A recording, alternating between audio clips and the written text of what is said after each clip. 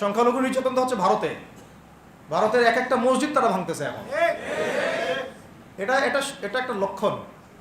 আস্তে আস্তে ওর মানচিত্র মসজিদের মতোই ভেঙে খান খান হয়ে যাবে ইনশাআল্লাহ। এরা যেমন অখণ্ড ভারত চায়, আমরাও অখণ্ড ভারতই চাই। আমরা চাই অখণ্ড ভারত হবে কালিমা লা ইলাহা ইল্লাল্লাহ মুহাম্মাদুর রাসূলুল্লাহ। আপনারা তো মনে করেন যে ভারত আমাদেরকে ঘিরে রাখছে, তাই না? আসলে ভারতকে আমরা ঘিরে রাখছি।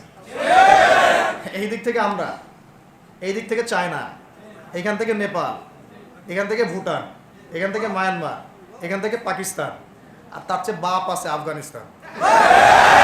আমরা যদি ইনশাআল্লাহু আজ্জা ওয়া জাল যদি আমরা এটাকে মদিনা রাষ্ট্র বানাতে পারি, এই বাংলাদেশকে যদি আমরা একটা মদিনা রাষ্ট্র বানাতে পারি, ইনশাআল্লাহ কালকে গাজওয়াতুল হিন্দ হবে ইনশাআল্লাহ। ওটার জন্য রেডি আমরা ইনশাআল্লাহ। আমাদের কাজ, এক নম্বর কাজ হচ্ছে এখন পরিবর্তিত বাংলাদেশে কোনো ভারতীয় দালালকে আর জায়গা না দেওয়া। একদম সাফ কথা। বরং প্রত্যেকটা ডিপার্টমেন্টে যেখানেই তারা লুকিয়ে আছে ঘাপটি মেরে, এই প্রত্যেকটা ভারতীয় দালালকে এখান থেকে বের করতে হবে। এটা আমি একা বললে আমি পারবো না, আপনি একা বললে আপনি পারবেন না। প্রত্যেকটা এই বয়ানের জায়গা, মিম্বর, খুতবা, ওয়াজ মাহফিলের প্যান্ডেল, আমাদের রাজনৈতিক দলগুলো, আমাদের ইসলামপন্থী দলগুলো যেগুলো আছে, সবার ইমারত থেকে আওয়াজটা আসতে হবে। কারণ এরা যদি আর একটা বার সুযোগ করতে পারে, না থাকবে আপনার দেহ আর না থাকবে আপনার মাথা। এখনই তো আপনাকে হুমকি দিচ্ছে, যে কোনো সময় একটা একটা করে গুপ্ত হত্যা করবে এরা। তার আগে চট্টগ্রামে সাইফুল ইসলাম এক ভাইকে কুপায় মারা হয়েছে। এটার বিচার এখনো হয় নাই। যারা মারছে ওদের পক্ষ নিয়ে আমরা আবার সংখ্যালঘুর স্লোগান তুললাম। এ কেমন সংখ্যালঘু যে আমার ভাইকে জবাই করে হত্যা করে?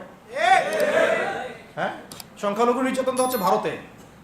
ভারতের এক একটা মসজিদ তারা ভাঙতেছে এখন। এটা এটা এটা একটা লক্ষণ। আস্তে আস্তে ওর মানচিত্র মসজিদের মতোই ভেঙে খান খান হয়ে যাবে ইনশাআল্লাহ।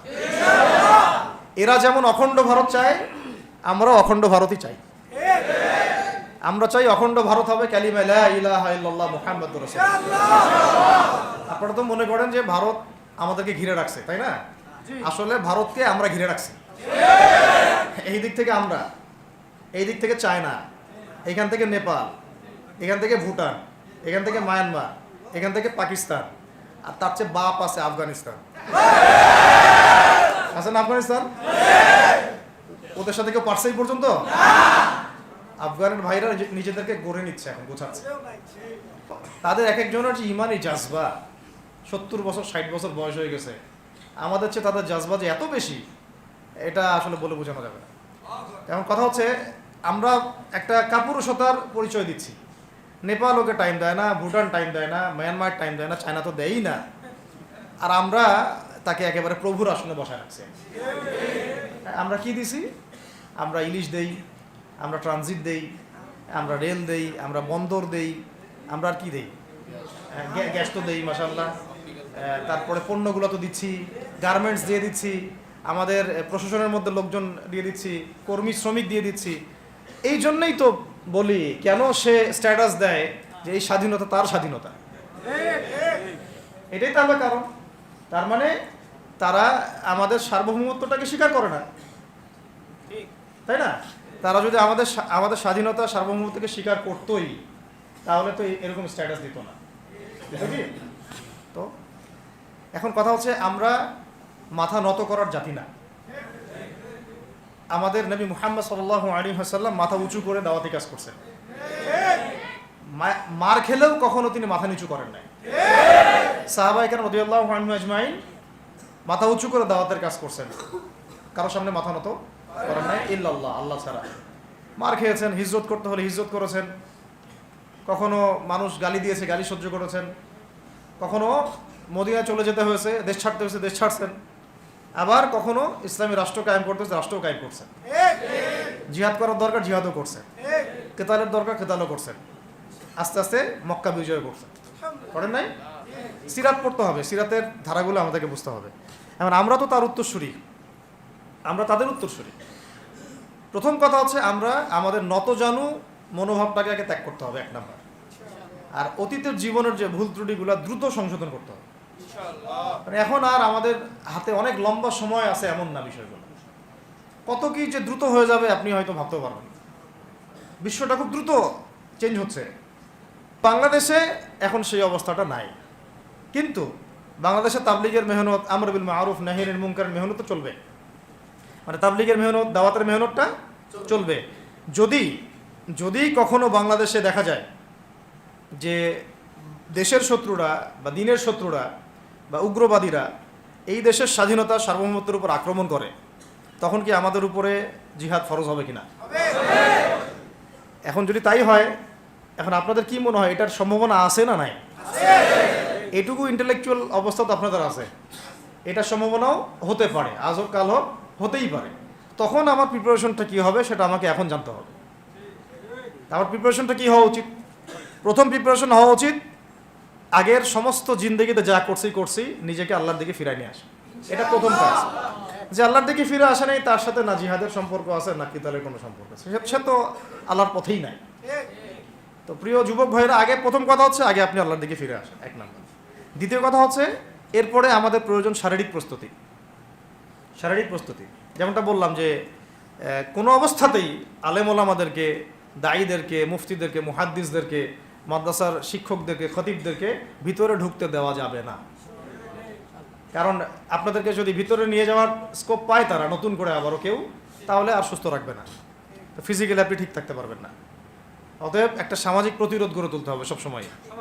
মানে একটা এলাকার মধ্যে একজন আলেম আছেন, সেই আলেমকে এলাকা থেকে নিতে পারবে না, তাকে নেওয়ার আগে 100 জনের উপর গুলি চালাইতে হবে, এমন একটা মুভমেন্ট থাকতে হবে। প্রতিবাদ না করলে আপনি বান্দরবনে যান, বান্দরবনের পাহাড়ি এলাকায় গিয়ে কোন একটা পাহাড়ি লোককে উঠাই নিয়ে আসেন, দেখি কত বড় সাহস আছে আপনার। আর্মি পর্যন্ত পারে না। কে পারে না? সেনাবাহিনী পারে না। পারে? পাহাড়িরা ওইখানে ঐক্যবদ্ধ হয়ে যায়, ওদের মহিলারা ঝাড়ু নিয়ে সামনে চলে আসে। এই আমাদের বান্দরবনের কথা বলতেছে। ওখানে যে কুকিচিং একটা ফ্রন্ট গঠন করছে সশস্ত্র বিদ্রোহীরা, ওই অংশটুকুকে নিয়ে একটা মাস্টার প্ল্যান আছে ওদের। ওই অংশটুকুতে তারা একটা খ্রিস্টান রাজ্য বা আলাদা একটা পাহাড়িদেরকে নিয়ে একটা রাষ্ট্র প্রতিষ্ঠা করতে চায়। এটা ওদের স্বপ্ন আর কি। এই উদ্দেশ্যে তারা হাঁটতেছে এবং তারা অস্ট্রের ভাষায় কথা বলে।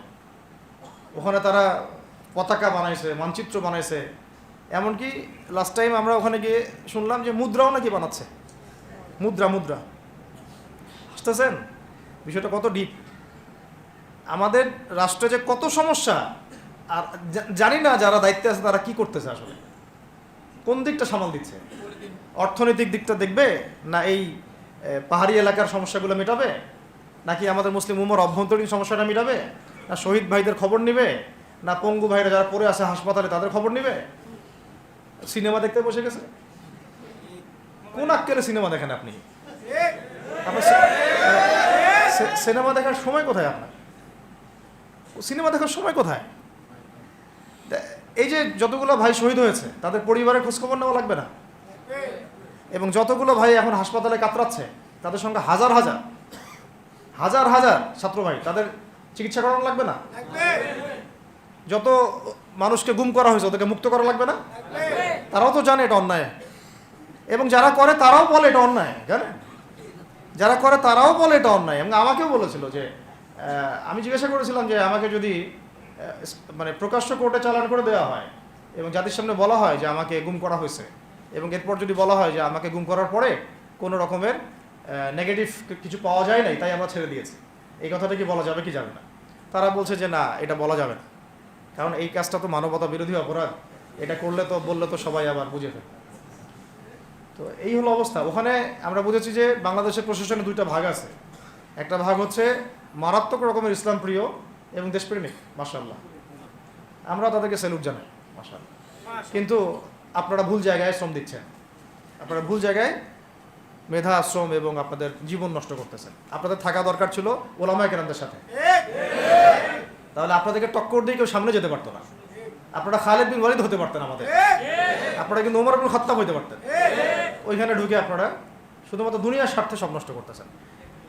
আমাদেরকে বলা হচ্ছে হুজুর বদদোয়া করিয়েন না, হুজুর ছেড়ে দিচ্ছেন, আমাদেরকে বদদোয়া দিয়েন না আবার বের হয়ে। আমাদের চাকরি এটা, ডিউটি এটা। এক ভাই আমাকে কোরআন এনে দিয়েছিল, নির্জনতা, তো ওখানে নির্জনতার সঙ্গী হচ্ছে কোরআন এবং নামাজ। তো এক ভাই দেখেছে আমি একটু নির্জন, মন খারাপ বসে আছে, একটা কোরআন নিয়ে এসে দিয়েছে, হুজুর কোরআন পড়েন আপনি, মন ভালো হবে। আরেকজন এসে কোরআন নিয়ে চলে গেছে। কোরআন পড়ে ওখানে যদি আপনি আবার উল্টাপাল্টা কিছু করেন, ওদের নিয়ম নাই কোরআন দেওয়ার। কোরআন দেওয়ার কি নাই? নিয়ম নাই। তো এই হলো অবস্থা। কথা হচ্ছে যে এই ভাইদেরকে মুক্ত করাও তো তাদের কাজ ছিল।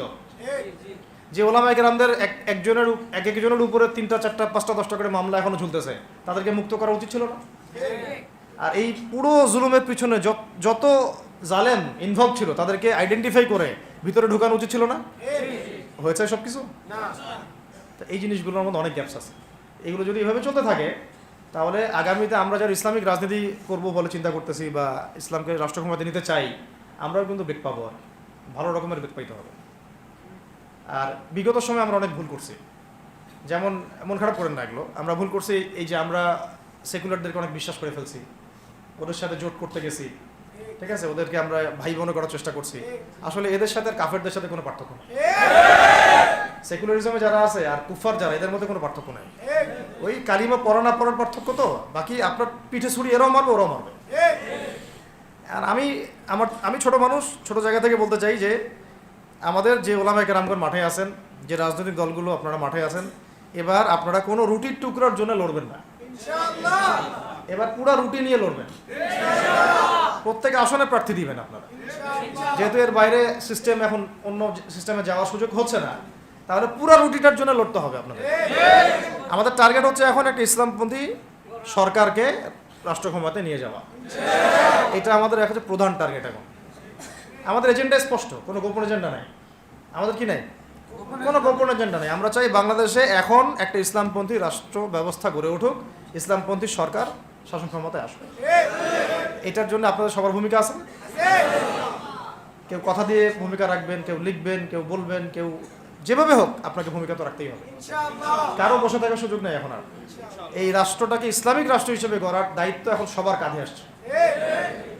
আমরা আমাদের জায়গা থেকে বলতেছি, বাকি কাজ কিন্তু আপনাদেরকে করতে হবে। আল্লাহ পাক করার তৌফিক দান করেন। আর ইসলামপন্থী ভাইদের আপোষের যে দূরত্ব, এটা কমায় ফেলতে হবে। এই দূরত্ব রাখা যাবে না। ইখতিলাফ আছে থাক, যদি আকীদাগত মৌলিক কোনো পার্থক্য না থাকে, আমরা তো ভাই ভাই নাকি? আমাদের চেয়ে কি মানে সেকুলাররা আমাদের বেশি বড় ভাই? আমাদের চেয়ে কি ওই যে নাস্তিক মুরতাদরা আমাদের বড় ভাই? কমিউনিজমে যারা আছে ওরা আমাদের বড় ভাই? না এই গণতন্ত্রপন্থী যারা একবারে কট্টর, ওরা আমাদের দিনী ভাই নাকি? আমাদের তো ভাই, সোজা কথা হচ্ছে ইন্নামাল মুমিনুনা ইখওয়া, ইন্নামাল মুমিনুনা, মুমিন যারা মুমিন, মুমিন ভাই। মুমিনে মুমিনে কি ভাই, খালাস। আল মুসলিম ওয়া আখুল মুসলিম, মুসলিমের ভাই কি মুসলিম, খালাস, এইটুক। মুসলিম আমার ভাই, মুসলিম আমার ভাই। এখন যারা এদেশের রাষ্ট্র ক্ষমতায় ইসলামকে চায় না, তারা আমাদের ভাই না। সে যে কোনো নামে আসুক, এক্স ওয়াই জেড, দেখার দরকার নেই। এক্স নামে আসুক, ওয়াই নামে আসুক, জেড নামে আসুক, যারা রাষ্ট্র ব্যবস্থা ইসলামকে চায় না, তারা আমার ভাই খালাস, সোজা কথা। এবং রাষ্ট্র ব্যবস্থা ইসলাম চায় যে ভাইরা আমাদের, ওই ভাইদেরকে একসাথে থাকতে হবে। আল্লাহর কসম করে বলতেছি, ইনশাআল্লাহ যদি এই ভাইরা আমরা একসাথে থাকতে পারি, এর সাথে আমরা দায়ীরা, তালেবে ইলমরা এবং আপনারা তো যুব সমাজ আছেন, আমাদেরকে টক্কর দিয়ে বাংলাদেশের রাষ্ট্র ক্ষমতায় কেউ যাইতে পারবে না ইনশাআল্লাহ। সবাইকে ভূমিকা রাখতে হবে। এখন অন্য আলোচনা চেয়ে এই আলোচনাটাই বেশি দরকার। অন্য আলোচনা অনেক শুনছেন জীবনে, এখন বাংলাদেশের দরকার একটা ইসলামপন্থী রাষ্ট্র ব্যবস্থা। এর বাইরে কোনো আলাপ নাই এখন। এটা প্রতিষ্ঠা করার জন্য কি করতে হবে সেটা ফিকির করা না। তো কি করতে হবে বলেন? প্রথম কথা হচ্ছে আমাদেরকে আগে বৈশ্বিক জালেমদেরকে চিহ্নিত করতে হবে। পুরো বিশ্বে কারা জালেম, এটা কি চিন্তা করা বাকি আছে? এই কথা বলতে যে ভয় পায়, তার তো নবীর ওয়ারিস হওয়ার দাবি করা উচিত না। ঠিক আছে, ঠিক আছে, এখন যে মানে সম্ভাবনা শেষ হয়ে গেছে এমনও না। আর এখন সবাই প্রতিবাদের ভাষায় কথা বলতে পারে। একটা রেভলিউশন ঘটানোর মতো সিচুয়েশন বাংলাদেশে আছে।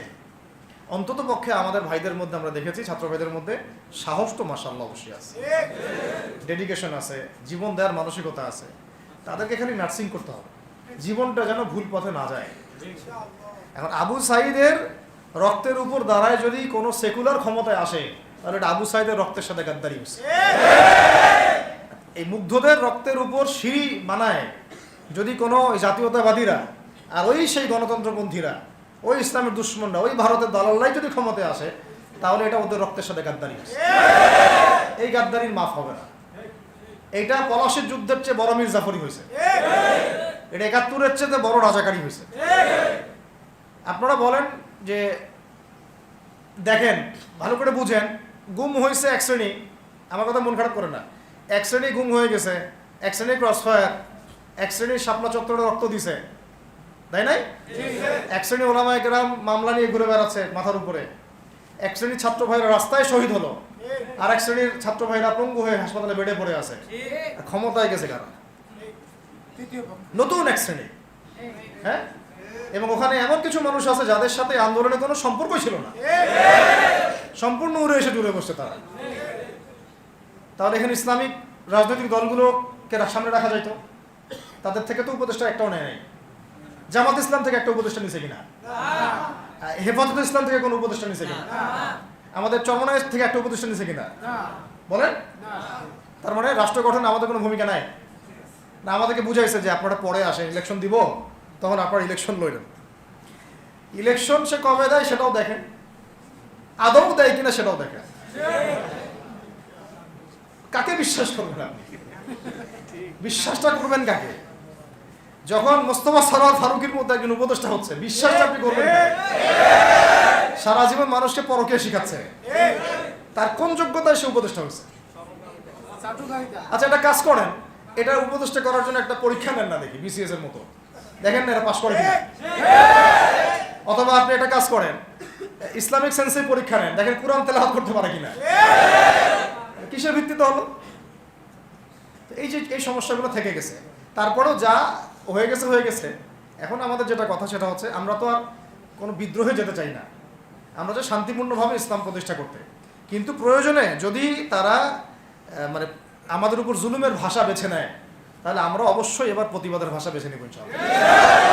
এই জন্য সবার আগে জরুরি হচ্ছে যুবকদেরকে এক কাতারে থাকা, ইসলামপন্থী ভাইদের সাথে থাকা, ইসলামী সংগঠনের সাথে থাকা, এবং নাম XYZ যেটাই হোক না কেন, নাম XYZ হতে পারে, আপোষে ভাই ভাই হয়ে থাকা।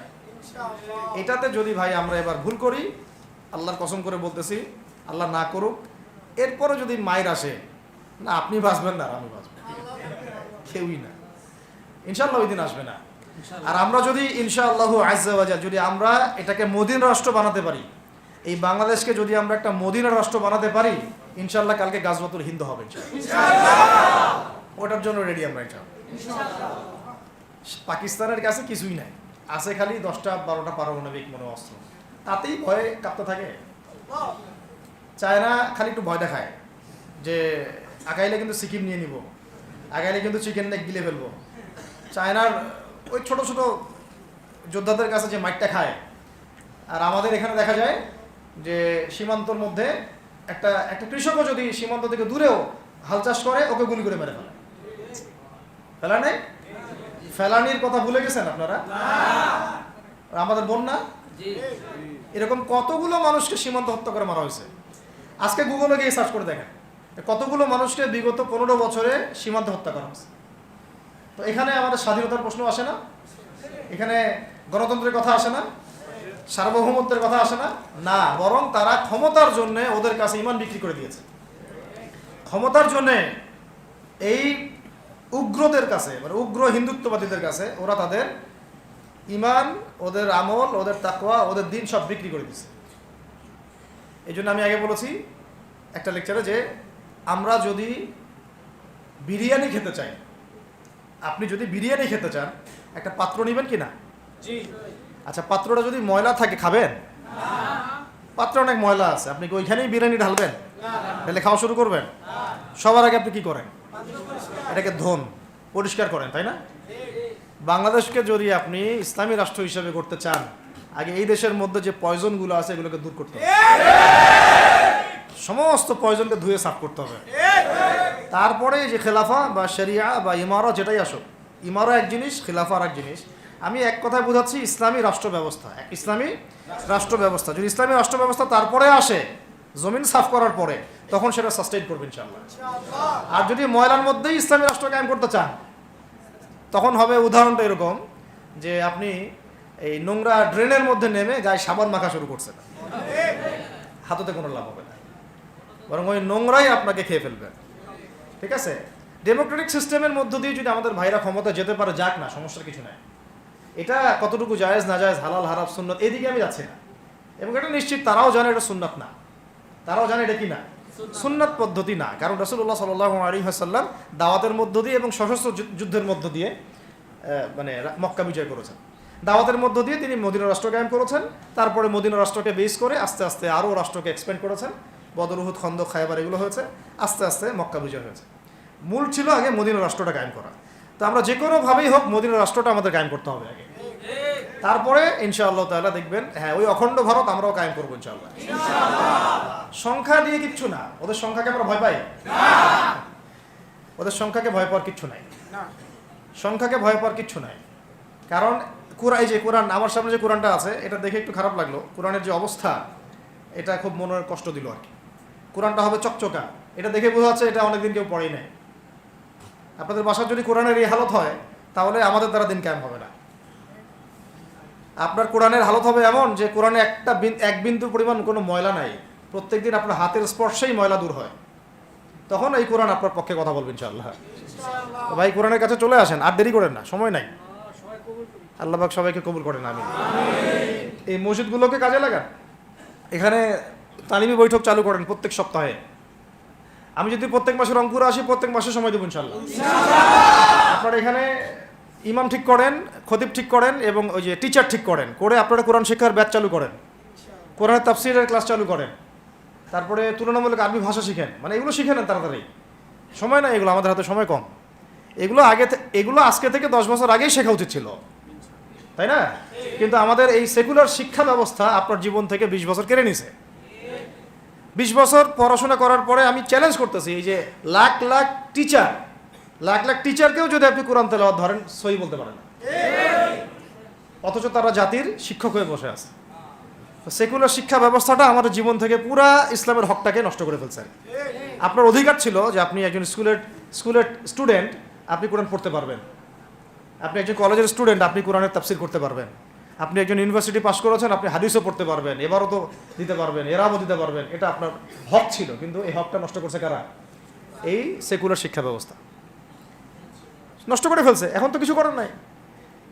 তো এটাতে আমাদের দোষ কি? আমাদের দোষ হচ্ছে আমরাই তো তাদেরকে ভোট টোট দিয়ে উপরে উঠেছিলাম।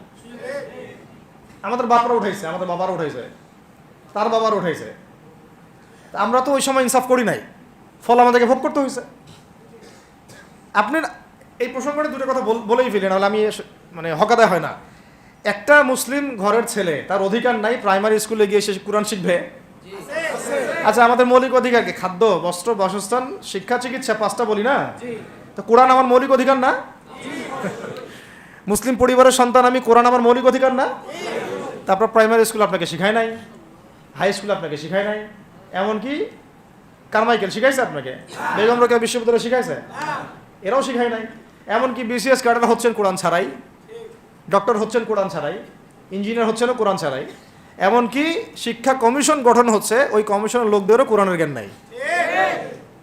টকশোতে এসে আবার ঠিকই পটর করে, কোরআনে পড়তেও পারে না, টকশোতে এসে পটর করে। এই তো বিগত 10 বছর তো টকশোর বছর ছিল, খালি টকশো, দেখেন নাই? আলোচনা একটা ন্যারেটিভ তৈরি করা হচ্ছিল, ইসলাম নিয়ে যারাই কথা বলবে এরাই জঙ্গি, এরাই মৌলবাদী, এরাই সন্ত্রাসী। হ্যাঁ, তো কিভাবে মানুষের ব্রেন ওয়াশ করা হয়েছে। আমি আসলে অবাক হয়ে গেছি এই ঘটনাতে, জুলাইয়ের ঘটনায়, যে যুব সমাজকে ধ্বংস করার জন্য তারা 20 বছর ঢেলে দিছে, ওই যুব সমাজই তাদেরকে পিটাই বের করছে। আল্লাহ পাকের কি পরিকল্পনা! আপনাদেরকে ধ্বংস করার জন্য 20 বছর ধরে তারা সিলেবাস কারিকুলাম করছে। আপনাদেরকে শরৎচন্দ্র পড়াইছে, বঙ্কিমচন্দ্র পড়াইছে, হুমায়ুন আহমেদ পড়াইছে, হুমায়ুন আজাদ পড়াইছে, হ্যাঁ শেক্সপিয়ার পড়াইছে, আর কত কি পড়াইছে। কোরআন পড়তে দেয় নাই, নামাজের স্বাধীনতা দেয় নাই, পর্দার স্বাধীনতা দেয় নাই। আমাদের বোন পর্দা করে পরীক্ষা দিতে গেছে, নেকাব খুলে ফেলা হয়েছে, কি করে নাই। কিন্তু ওই ছাত্র জনতার হাতেই পিটানি খাইতে হয়েছে। আল্লাহ পাকের দেখছেন কি একটা মিরাকেল, আল্লাহ পাকের কি মানে কুদরত, কারিশমা। ঠিক কিরকম হয়েছে জানেন? ঘটনাটা হয়েছে এরকম যে ফেরাউনের ঘরেই মুসা আলাইহিস সালামকে আল্লাহ পাক বড় করছে। মাশাআল্লাহ। তো আপনাদেরকে ধ্বংস করার জন্যই কিন্তু এই পলিসিগুলো অ্যাপ্লাই করা হয়েছিল। এখন যে আল্লাহ পাকের রহমতে আপনারা বিপদে যান নাই, আলহামদুলিল্লাহ। এখন যেটা আল্লাহ পাক বোঝার তৌফিক দিচ্ছেন, দেখেন আপনারা কোরআন শিখতে পারতেন, এখানে পারেন নাই। শিক্ষা কমিশনের মধ্যে কোরআন নাই। শুধু তাই না, দেখেন 360 জন এমপি মন্ত্রীকে আপনি বসায় দেন, 360 জন এমপি মন্ত্রীকে বসায় তাদের সবাইকে শুধু কিচ্ছু না, আমি বলবো খালি সূরা ফাতিহা তিলাওয়াত করতে বলেন। কথা হচ্ছে যে আমাদেরকে এখন একটা নতুন উদ্দেশ্য নিয়ে, টার্গেট নিয়ে, একটা মিশন নিয়ে আগামীকাল থেকে পথ চলতে হবে ইনশাআল্লাহ। প্রথম গন্তব্যটা কি? আমরা বাংলাদেশকে একটা মদিনা রাষ্ট্র কায়েম করতে চাই। সেটা যদি করতেই হয় তাহলে আমাকে কার আদলে করতে হবে, কার সুন্নতে করতে হবে? নবী মুহাম্মদ সাল্লাল্লাহু আলাইহি ওয়াসাল্লামের তরিকায়। এবং তার তরিকার প্রথম কাজটাই হচ্ছে আগে ইলম শিখতে হবে। কি শিখতে হবে? এই মসজিদগুলোকে কাজে লাগান, মাদ্রাসাগুলোকে কাজে লাগান। এবং 2 নম্বর হচ্ছে ইলম একা একা শেখা যাবে না। ইলম একা একা শেখা যাবে না। 20 বছর তো আপনি একা পড়াশোনা করেন নাই, প্রতিষ্ঠান ছিল, ওস্তাদ ছিল, তাই না? টিচার ছিল, আপনার একাডেমিক কারিকুলাম ছিল। ঠিক ওই রকমই দিনের ইলমও একা একা শেখা যাবে না, ওস্তাদ লাগবে। এবং আলহামদুলিল্লাহ আমাদের বাংলাদেশে ওস্তাদদের অভাব নাই, আলহামদুলিল্লাহ। প্রত্যেক জেলায় জেলায় উপজেলায় সব জায়গাতেই মুহাক্কিক বরেণ্য আলেমগণ আছেন, আলহামদুলিল্লাহ। আর আপনি খুঁজে বের করবেন কে মুহাক্কিক আলেম। আমি কিছু মানে তাদের বৈশিষ্ট্য বলতে পারি যে তারা নিজেকে জাহির করেন না, বিনয়ী হন, অহংকারী হন না। তারা এত বেশি আইওয়া শোডাউন এত পছন্দ করেন না, নিজেকে আড়াল করার চেষ্টা করেন, হক কথা বলতে তারা ভয় করেন না। এবং তারা অনেক গভীর জ্ঞানের অধিকারী হওয়া সত্ত্বেও অনেক বেশি বিনয়ী হন না। এগুলো দেখে আপনি চিনবেন, ঠিক আছে? আমাদের সালাফরা তো বলতেন যে মুহাক্কিক মানুষকে পাবেন 2 জায়গায়, এক হচ্ছে মাটির তলে, আরেকটা হচ্ছে জেলখানায়। ঠিক আছে? তো যাই হোক, এখন অনেক বরেণ্য উলামায়ে কেরাম আমাদের সমাজে আছেন, তাদের যে কারোর সাথে অন্তত একজনের সাথে নিসবত রাখেন, অন্তত একজনের সাথে নিসবত রাখেন। ঠিক আছে? তো এটা আমাদের সৌভাগ্য আলহামদুলিল্লাহ যে বাংলাদেশে বহু মাদ্রাসা, বহু কওমি মাদ্রাসা, আলিয়া মাদ্রাসা, অনেক ধরনের মাদ্রাসা আছে। কিছু সংকীর্ণতা বা কিছু সমস্যা আমাদের মধ্যে থাকতে পারে, এটা যে কোনো জায়গায় থাকতে পারে, কিন্তু আলহামদুলিল্লাহ এই খেদমতটুকু আছে বলেই এখন পর্যন্ত দ্বীন ইসলামকে তারা মিটাইতে পারে নাই, আলহামদুলিল্লাহ। তো ইলম শিখবো 1 নাম্বার। 2 নাম্বার হচ্ছে ইলম মুহাক্কিক কোন আলেমের সোহবতে শিখবো, একা একা শিখবো না। 3 নাম্বার হচ্ছে যা শিখবো আমলে নিয়ে আসতে হবে। কি বললাম? যা শিখবো আমলে নিয়ে চলে আসতে হবে, ফেলে রাখা যাবে না। আল্লাহ আমাকে তৌফিক দেন, আপনাদের সবাইকে তৌফিক দান করেন। 4 নাম্বার সময় কাজে লাগাইতে হবে, সময় কাজে লাগাইতে হবে। কোনো অবস্থাতেই আর হেলায় ফেলায় সময় নষ্ট করবো না, আমিও করবো না ইনশাল্লাহ, আপনারাও করবেন না ইনশাল্লাহ। 5 নাম্বার হচ্ছে নিজের প্রতিভাকে খুঁজে বের করবেন। সবাইকে আল্লাহ কিছু না কিছু প্রতিভা দিয়েছেন, প্রতিভা খুঁজে বের করে ইসলামের জন্য কাজে লাগাবেন। 6 নাম্বার হচ্ছে যাদের রিজিক হালাল তাদের তো আলহামদুলিল্লাহ কোনো সমস্যা নেই, যাদের হারাম রিজিক আজকে ছাড়তে হবে। কোনো সুদের সাথে সম্পৃক্ত থাকা যাবে না, কোনো ঘুষ, কোনো দুর্নীতি, কোনো মাপে কম দেওয়া, কোনো হারামে আমি খাবো না, আমি কোনো হারামের কাছে যাব না। আর উত্তরবঙ্গের বড় বড় ফেতনাগুলোর মধ্যে এই সুদী এনজিওদের ফেতনাও আছে, কাদিয়ানিদের ফেতনাও আছে, তাই না? তারপরে আপনার এই যে ইসাই মুসলিমদের একটা ফেতনা আছে না, একটা ফেতনা আছে। তারপরে এই আপনার বিড়ি ফ্যাক্টরি, তামাক ফ্যাক্টরির এগুলা ফেতনা আছে, হারাম খাবার। আবার নতুন করে ইসকনের ফেতনাও উত্তরবঙ্গে দেখা যাচ্ছে। তো এই ফেতনাগুলোকে চিহ্নিত করে আপনাকে বেঁচে থাকতে হবে এবং রিজিকটাকে হালাল করে ফেলতে হবে। ঠিক আছে? এর পাশাপাশি হচ্ছে 6 নম্বর বলবো যে পরিবারগুলো গড়ে তুলতে হবে। প্রত্যেকটা পরিবার হবে একটা দুর্গ, মানে আমার পরিবার হচ্ছে আমার একটা ইসলামিক রাষ্ট্রের মতো। এই পরিবারের মধ্যে অনইসলামিক কোনো কাজ চলে না। পরিবারের মালিক কে? আমি না? এখানে কি রাষ্ট্র আমাকে হস্তক্ষেপ করতে পারবে? তা আমার পরিবার আমার কন্ট্রোলে চলবে, একদম ইসলামিক অনুশাসন অনুযায়ী চলবে, ডানে বামে নড়তে পারবে না। এভাবে আপনাকে শক্ত থাকতে হবে। 7 নম্বর হচ্ছে এখন থেকে তাবলীগের কাজ সবাইকে করতে হবে। কতটুকু করবেন? যতটুকু আপনি জানেন, যতটুকু আপনি জানেন। যেটা জানেন না ওটা নিয়ে কথা বলার দরকার নেই। আর সমাজে কিছু ইখতিলাফি মাসালাগুলো আছে যেগুলোকে নিয়ে কিছু মানে মোটা বুদ্ধির মানুষেরা আর কি মসজিদগুলো ভাগ করে ফেলে। ঠিক আছে? এই পাল্লায় পড়া যাবে না। ইখতিলাফি মাসালাগুলো সাহাবীদের যুগ থেকেই ছিল, এগুলো নিয়ে মতবিরোধের সুযোগ নাই। এটা তার কাছে এই মাসালাটা অথেন্টিক মনে হয়, সে আমল করতেছে, করুক। আমার কাছে এই ফিকহের আলোকে এটা বেশি অথেন্টিক মনে হয়, আমি এটা আমল করতেছি। এগুলো নিয়ে কোনো রকমের আর দ্বন্দ্বে যাবেন না। বরং আমরা এখন ঐক্যবদ্ধ হব কিসের ভিত্তিতে? আমরা ঐক্যবদ্ধ হব আকীদা, আমল এবং মানহাজের ভিত্তিতে। আমাদের আকীদা আহলুস সুন্নাহ ওয়াল জামাআর আকীদা থাকবে, আমল থাকবে সাহাবীওয়ালা আমল, এবং মানহাজ থাকবে আমরা সালাফদের আদলে বাংলাদেশে দিন কায়েম করতে চাই। খালাস। আর যারা দিন কায়েমের কথা বলবে না ওদের সাথে আমার ঐক্য হবে না। কি হবে? দিন কায়েমের কোনো ফিকির নাই, তার সাথে আমার ঐক্য হবে কিভাবে? তার ফিকির আছে শুধু মসজিদ নিয়ে আর অন্য কিছু নিয়ে, তার দল নিয়ে বা তার মানে আরও তো আছে অনেক কিছু আর কি, এইগুলো নিয়ে। তো ওইগুলো বাদ দিলাম। এই আমর বিল মারুফের কাজ সবাইকে করতে হবে এবং একই সাথে সবাইকে এখন থেকে প্রতিবাদী হতে হবে, অন্যায়ে নিষেধ করতে হবে। এলাকায় অন্যায় হতে দিবেন না আপনারা। এলাকার মধ্যে জুয়া খেলবে কেন? আপনারা প্রতিবাদী হবেন। এখানে গাঁজা খাবে কেন? আপনি প্রতিবাদী হবেন। মাদকের আকারা হবে কেন? আপনারা প্রতিবাদ করবেন। এখন তো আপনি পুলিশ প্রশাসনের অপেক্ষায় বসে থাকার সময় নাই তো এখন আপনার। একজন নেককার, মুত্তাকি, পরহেজগার মানুষ প্রত্যেকটা এলাকায় থাকা দরকার। আপনাদের মধ্যে একটা জামা বা কমিউনিটি থাকা দরকার, মানে একটা অ্যাসোসিয়েশন থাকা দরকার, যারা ওই এলাকাকে সংস্কারের কাজ করবে ইনশাআল্লাহ। অথবা বৃহত্তর সংগঠন যেগুলো আছে বাংলাদেশে, তাদের অঙ্গ সংগঠন হিসেবে আপনারা কাজ করতে পারেন। আল্লাহ পাক তৌফিক দান করেন। মানে একটা চেইন অফ কমান্ড গড়ে তুলতে হবে দেশব্যাপী। এটা অলরেডি আছে এবং নতুন করেও যদি কেউ চায় যে আমি কিছু অ্যাসোসিয়েশন করব যেটা আমর বিল মারুফের কাজ করবে, নাহিয়ানিল মুনকারের কাজ করবে, তাহলে এটাও করতে পারেন ইনশাআল্লাহ। আর এর সাথে আমি বলবো যে আমাদের জান, মাল, সময়, শ্রম, কয়টা কথা বললাম? জান, মাল, সময় এবং শ্রম। জান, আমাদের মাল, আমাদের সময়, আমাদের শ্রম, এই চারটা জিনিসকে আল্লাহর জন্য ওয়াকফ করে দিতে হবে। দুনিয়াতে মুসাফির আমরা, দুনিয়াতে কি আমরা মুসাফির। আমাদেরকে পাঠানোই হয়েছে আল্লাহর ইবাদত করার জন্য। এবং শুধু একাই ইবাদত করবো কেন? আমি কি স্বার্থপর? আমার পরিবারটাও করতে হবে। এবং শুধু পরিবার কেন করবো? আমার সমাজটাও করতে হবে, আমার রাষ্ট্রটাকেও করতে হবে। কারণ রাষ্ট্রীয় কাঠামোতে ইসলাম না থাকলে আমি সমাজ চেঞ্জ করতে পারবো না। সহজ কথা, সব কথা কিন্তু ওই গোড়াতে গিয়ে ঠেকতেছে। কারণ রাষ্ট্র ব্যবস্থা যদি ইসলাম না যায়, রাজনীতির মধ্যে ইসলাম যদি না যায়, এবং একটা ইসলামিক শরিয়া ভিত্তিক বা ইমারা ভিত্তিক রাষ্ট্র যদি কায়েম না হয়, এই শব্দগুলো হয়তো তারা বুঝে না। মানে ইসলামী একটা রাষ্ট্র ব্যবস্থার কাঠামো যদি না থাকে, তাহলে আপনি ব্যাংকিং সিস্টেমকে সংস্কার করতে পারবেন না, সুদের মধ্যে সংস্কার আনতে পারবেন না, শুধু এনজিওর বিরুদ্ধে আপনি কোনো পদক্ষেপ নিতে পারবেন না, আপনি সমাজের এই যে ফাসাদ, নোংরামি, এগুলো বন্ধ করতে পারবেন না, আপনি এই যে কাদিয়ানি মতবাদের বিরুদ্ধে কিছু করতে পারবেন না, ওদের অর্থনৈতিক দানা আপনি কাটতে পারবেন না, ওদের পলিটিক্যাল সাপোর্ট আপনারা কাটতে পারবেন না। তারপরে ওই জায়গায় ইসলাম না গেলে এই সাংস্কৃতিক আগ্রাসনগুলো কাটাতে পারবেন না। পাশের প্রতিবেশী রাষ্ট্রদের যে আগ্রাসী ভূমিকা, এগুলোর ব্যাপারে আপনি কোনো পদক্ষেপ নিতে পারবেন না। তাই ওই জায়গা পর্যন্ত যদি না যেতে পারি আমরা, তাহলে কথাগুলো শুধু বলাই হবে, কোনো বাস্তবায়ন হবে না। অতএব আমাদের মূল কাজ একটা, এখন ওই উপরের লেভেলে ইসলামকে নিয়ে যাওয়া। এই কাজগুলোর মধ্য দিয়ে আমরা ইসলামকে নিয়ে যাবো ইনশাআল্লাহ তাআলা। আর সর্বোপরি আসন্ন সময়গুলোতে যখন ওলামায়ে কেরাম, আমাদের বরেণ্য আলেমগণ, আমাদের বরেণ্য ওস্তাদগণ এবং আমাদের তুল্লাবরা, আমাদের জামাআগুলো, আমাদের ইমারাগুলো এবং আমাদের ইসলামী সংগঠনগুলো, তারা যখন মাঠে থাকবে, তখন তাদেরকে একা ছেড়ে দেওয়া যাবে না। মই দিয়ে গাছে উঠায় মই টানা যাবে না। শাপলা চত্বরে এই কাজটা করছেন আপনারা, কিন্তু শাপলাতে কিন্তু এই কাজটা হয়েছে। ওখানে কিন্তু এতগুলো ভাইয়ের ওখানে শহীদ হওয়ার কথা ছিল না, এত সহজ ছিল না বিষয়টা।